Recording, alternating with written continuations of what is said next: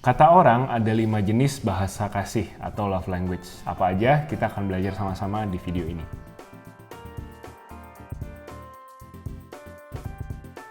Hai guys, welcome back to our channel. Kembali lagi dengan gue Samuel dan ini istri gue Claudia. Kita pasangan suami istri kantoran dengan pengalaman kerja kurang lebih 10 tahun. Di channel ini kita suka bikin video-video seputar karir, keuangan, adulting. Jadi kalau kalian suka konten-konten yang ada di sini, kalian welcome untuk subscribe dan klik notification supaya kalian bisa di notify oleh YouTube kalau ada video baru dari kita tiap minggunya. Channel ini juga jadi cara buat kita untuk journaling perjalanan kita menuju financial independence.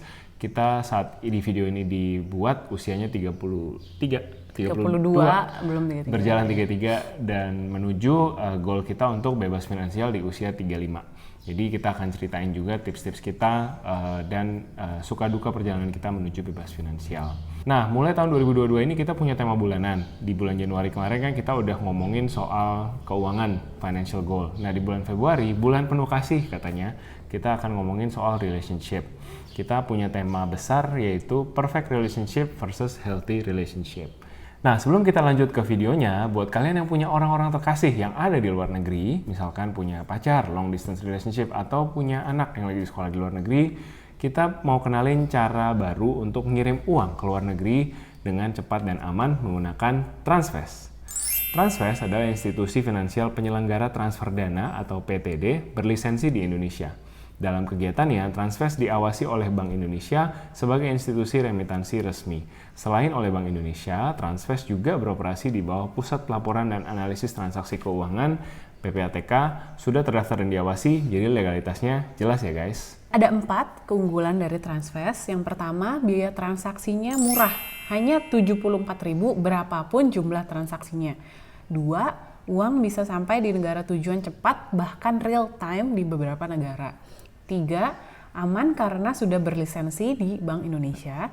4, praktis dan mudah digunakan hanya via aplikasi saja. Kalau dengan cara lama, kirim uang ke luar negeri itu biayanya bisa sampai Rp400.000 per transaksi. Mahal sekali.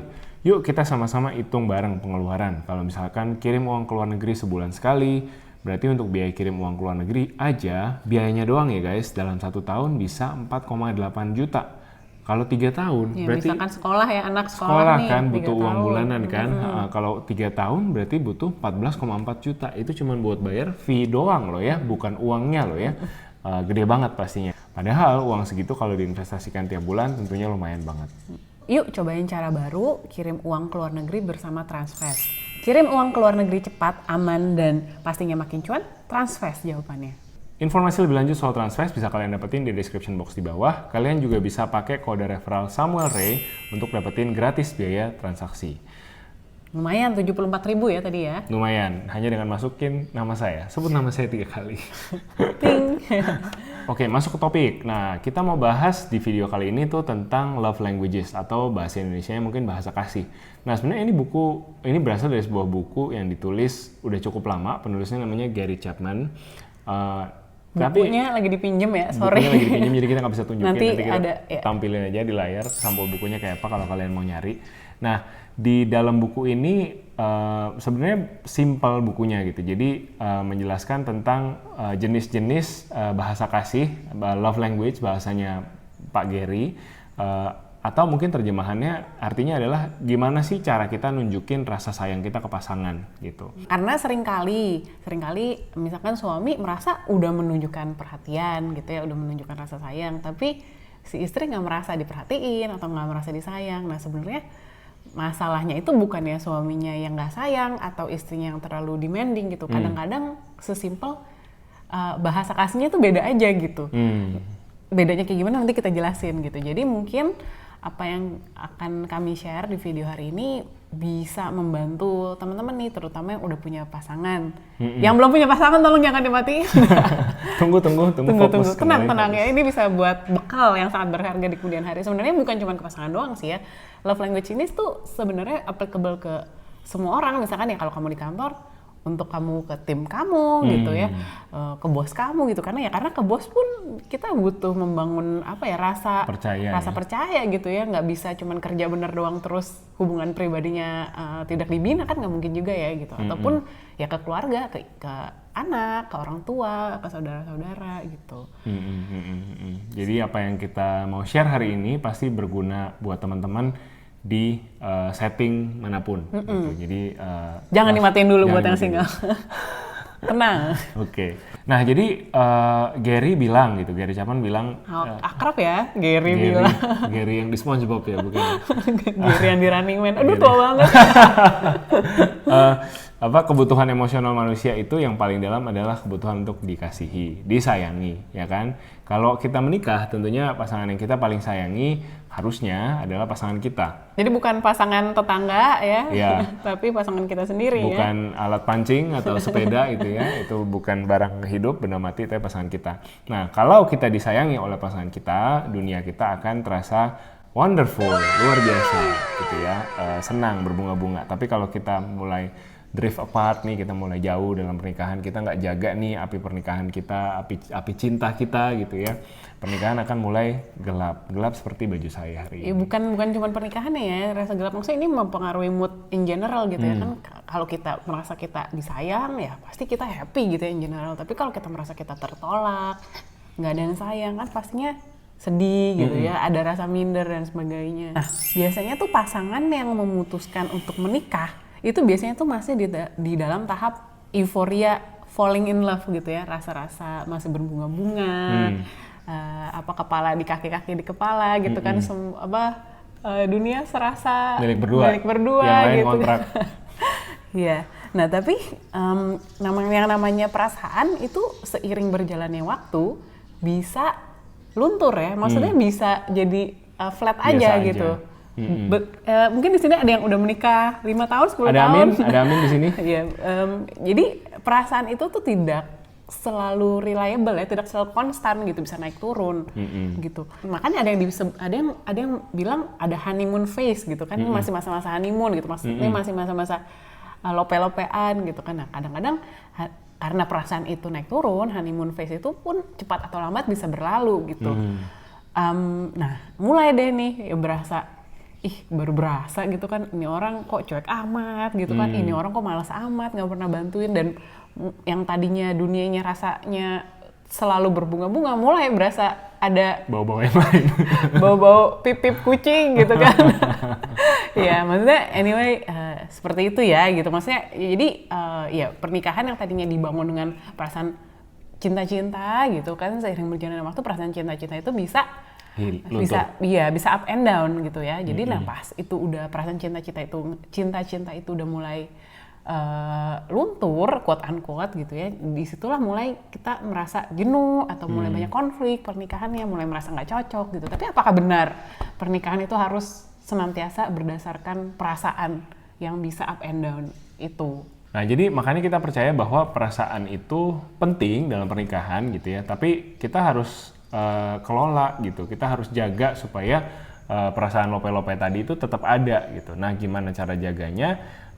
Kita usahakan bisa berkomunikasi dengan bahasa kasih tadi. Nah, balik lagi ke buku yang kita mau bahas nih, ke love language-nya pasangan kita. Yang tadi itu perasaan lope-lope itu ada karena hati kita itu ada yang namanya love tank ya, tangki cinta gitu ya. Nah, tangki cinta itu kalau misalkan kosong gitu ya lama-lama kita juga capek gitu kan, jadi senggol bacok gitu kan, kesenggol dikit bacok gitu. Tapi kalau love tanknya penuh gitu, biasanya kita lebih sabar, bisa lebih ngerti gitu ke pasangan, bisa lebih ngalah.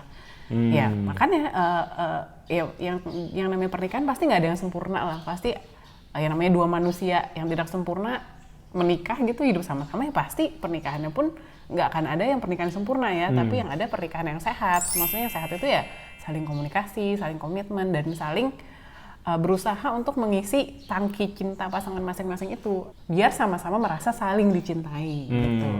Nah, menurut Gary Chapman ya, bukan Kang Gary. Ada 5 bahasa kasih. Yang pertama adalah words of affirmation. Jadi kalau kamu bahasa kasihnya words of affirmation, kamu akan tipikal yang suka dengar kata aku Pujian, sayang kamu, iya. diyakinkan bahwa kamu cantik hari ini, atau kamu bisa melewati tantangan ini. Mungkin kalau yang ada yang tantangan di dunia kerja, curhat sama pasangannya, pengen dong dengerin words of affirmation bahwa aku tuh percaya loh sama kamu. Kamu gitu. bisa loh. Kamu bisa loh lewatin tantangan ini gitu. Jadi kata-kata akan lain lagi bahasa kasihnya kalau pasangan kamu tipikal yang kedua nih. Yang kedua adalah quality time.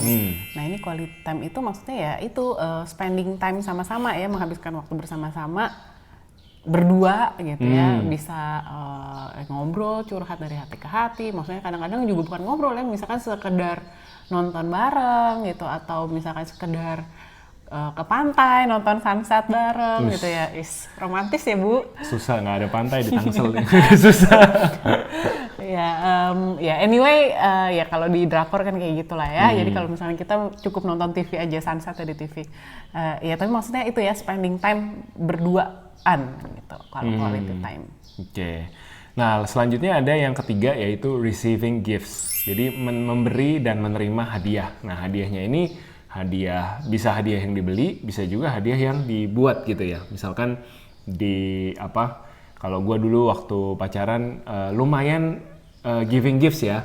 Cuman kreativitasnya tuh lebih tebal kreativitasnya daripada dompetnya. Jadi apa boleh buat gitu kan, gue nggak beliin macam-macam, tapi kayak misalkan bikinin mixtape gitu, bikinin mixtape CD isinya lagu-lagu kenangan. Mungkin dede-dede ini nggak tahu mixtape ya? Oh iya, CD, masih ada yang tahu CD teman-teman? Bukan celana dalam.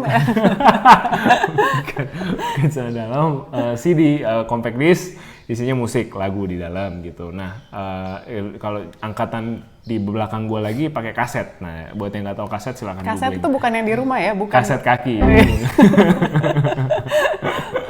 Oke. Yeah. Nah, jadi itu receiving gifts and giving gifts, memberikan sesuatu yang fisik bisa kelihatan gitu, memberi dan menerima. Itu ada yang bahasa kasihnya seperti itu, senang diberikan hadiah. Terus yang keempat apa, Clau?